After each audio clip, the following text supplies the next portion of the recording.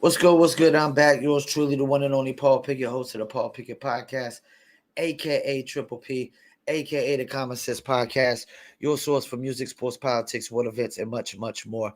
Today, I'm going to react to a video of Patrick Bet David and the gang talking about El Salvador locking up over 60,000 gang members at one time. Before we do that, though, let's give you a word from promopalace.biz. Are you a musician looking for music marketing and promotion? Then look no further than Promo Palace LLC, your one-stop shop for all music promotion services. Services include Spotify playlist pitching, YouTube video promotion, record pool promotion, blog placements, radio airplay promotion, SoundCloud promotion, and much more. With over 2,000 customers and over 10 years of experience in online promotion, Promo Palace LLC is a company you can trust. For more info, please go to promopalace.biz. See you there. That's right. You heard the beautiful lady. If you need online marketing promotions, please go to promopalace.biz, one-stop shop to promote your music product, brand, or your service. All right, let's get into it. Patrick Bet David and the crew, El Salvador locking up. This is a good idea or a bad idea. Watch this. It looks like a sea of skin and tattoos. These images released by El Salvador's government shows the transfer of about 2,000 inmates stripped to their shorts and with their heads shaved to what's been dubbed the country's new mega prison. It just opened. It's believed to be the largest prison in the Americas with a capacity for 40,000 people, and it's the latest step in a controversial crackdown on crime that's caused the country's prison population to soar. Watch the stats, though. Human rights organizations have reported that innocent people have been caught up in the law enforcement campaign. That includes dozens, they say. Notice all their faces are covered, so these guys don't remember them. Last year, the country's president asked Congress for emergency powers to temporarily suspend some constitutional rights after a massive spike in murders attributed to gang crime. It includes that arrests can be made without a warrant and detainees no longer have a right to a lawyer. Private communications of all citizens can also be accessed by the government. Since then, about 64,000 suspects have been arrested. The murder reports fell about 57%. Did you hear that? Last year. Okay, go back 10 seconds to hear that stat again. It's important for the audience to hear that. Go right there and play it. Listen to the stat. The government. Since then, about 64,000 suspects have been arrested. The murder reports fell about 57%. Wow.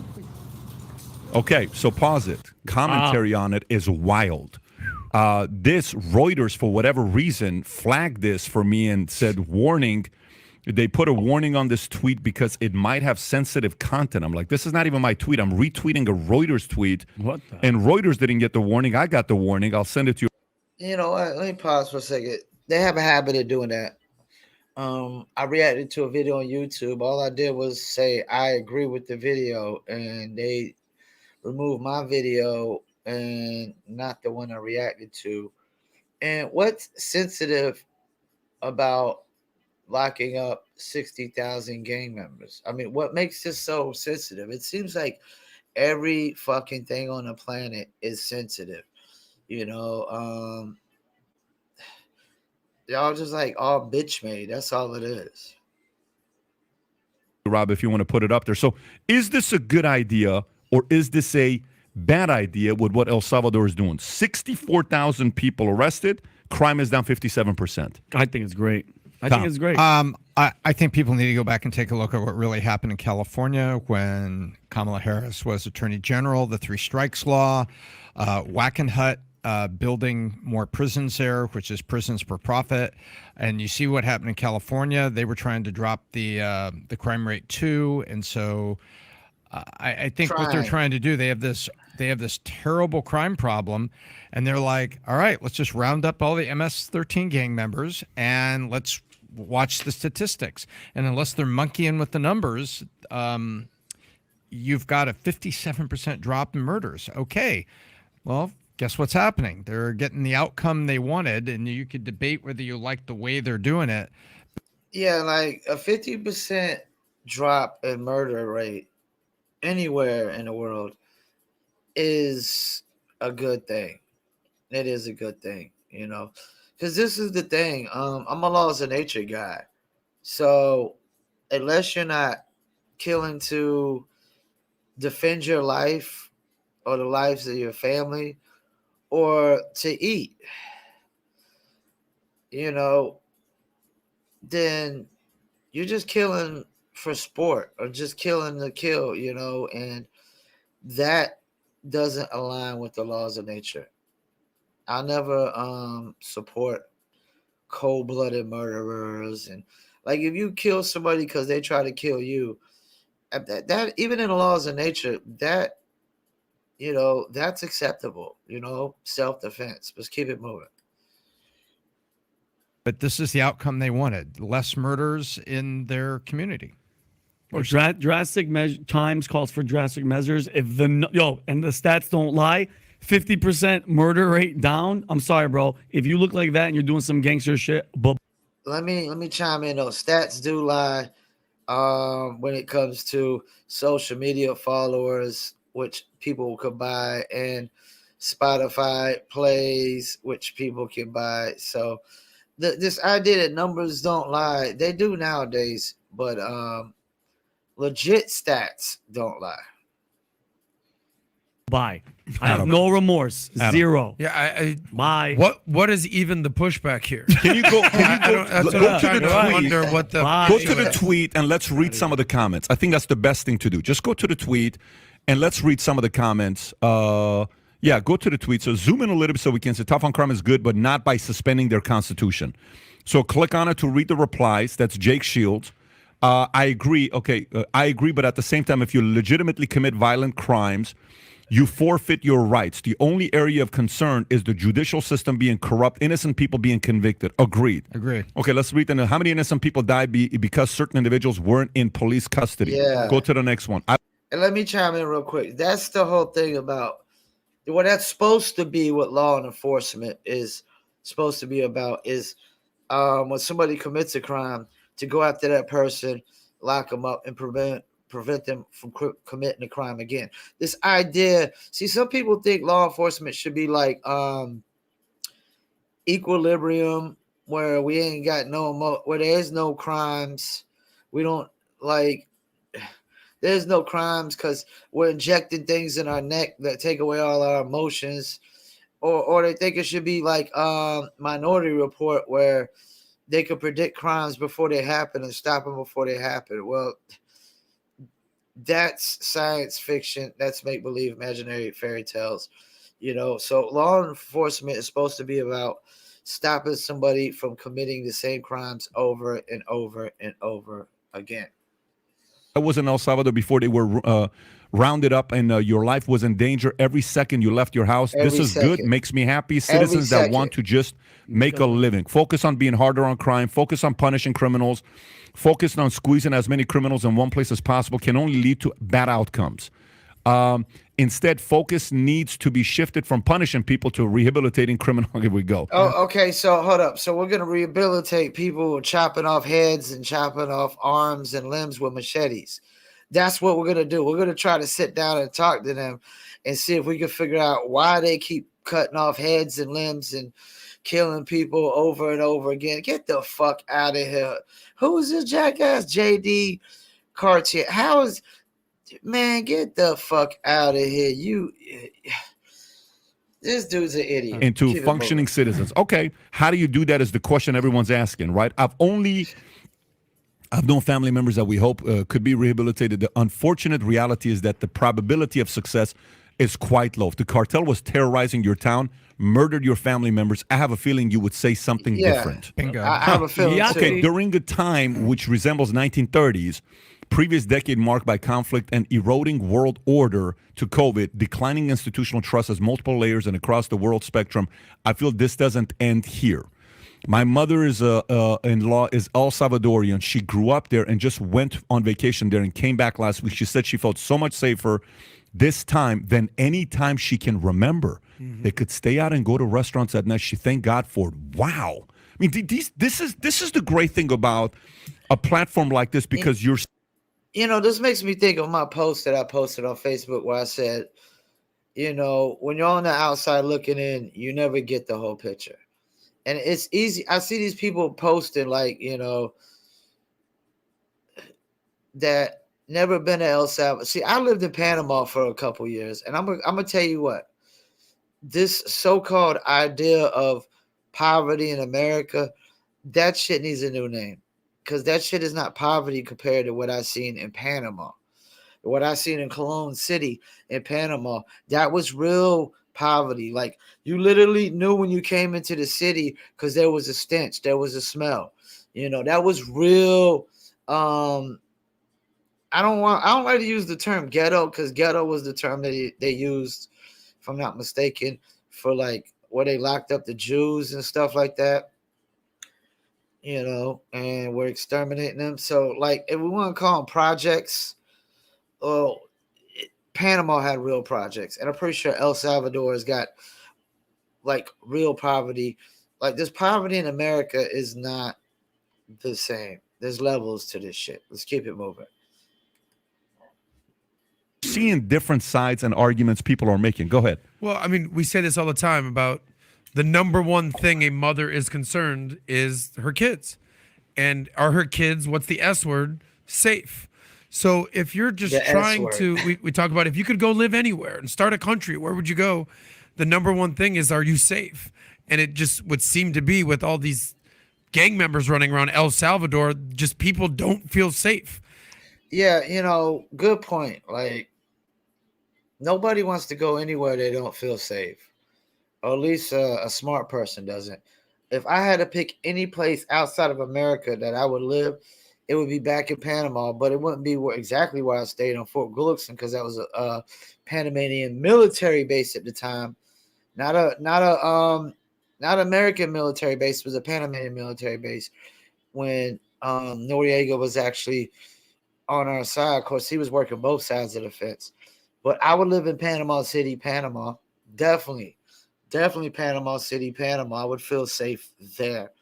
Would I feel safe in El Salvador, Venezuela?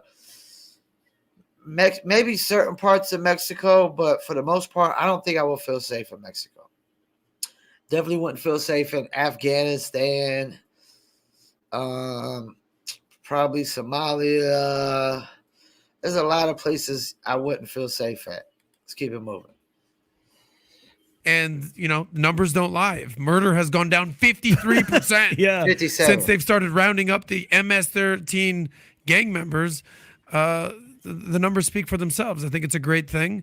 I get why there is some pause for concern. Are you eliminating the Constitution, whatever that was? Yeah. But whatever they were doing wasn't working. Yeah. It was a murder. It was a murder country. Yeah. So kudos for taking some action. And here. did you?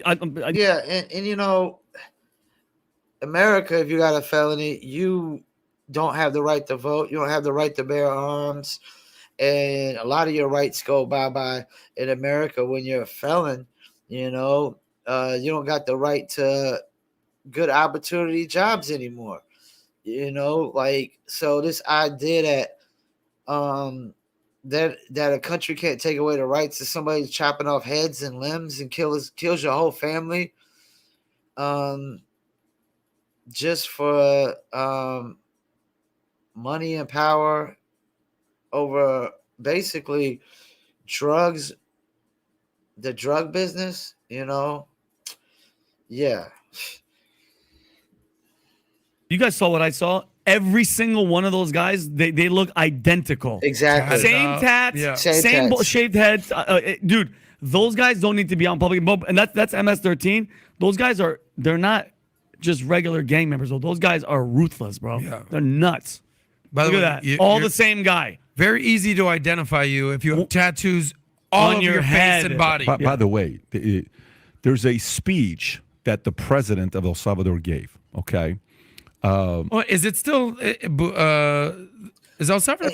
Let me chime in too. I know they say you ain't supposed to judge a book by a cover, but I see dudes with their whole head tatted, bald head tatted, and their whole body tatted. I'm not thinking that they're the nicest person on the planet. That You know, I'm not thinking that. Especially a lot of these Hispanic gang members do. Like a lot of these, every time I see in the movies, these Hispanic dudes with their whole head tatted, bald head and whole tatted, they look crazy as fuck. This idea you can't judge a book by a cover is bullshit, because some people look crazy as fuck soon as you see them. You could tell that they ain't the type of person that you want to be associated with or be around. The country that has been the Bitcoin country? Yes. Nayib Bukele? Is that the same guy? Yes. Oh, about time they cleaned this up. It's the same guy that's been doing a it. hero of the crypto world. He's doing it. Okay, great. It's making sense now. By the way, he gave a speech. It's on my Instagram account. Yeah. It's 2 minutes long. It's in Spanish, but there's captions there. You have to read the speech he gives. It gives me it's a long time ago. It's like probably 3 weeks ago I posted this. It gives me the chills. If you can keep going down, you'll find it. It gives me the chills on the message right there. He gives this message. We don't have to play it right now, but the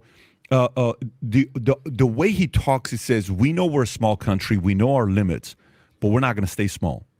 Okay? We're not here to just be another country in El Salvador. You guys think big. You guys have great things. We respect you a lot. We respect what you've done, but we want to be there as well. The guy speaks like a guy you want speaking on behalf of your country that's not apologizing. He's saying our crime is this. He's saying all this stuff, but we're going to get better and we're going to be a great country.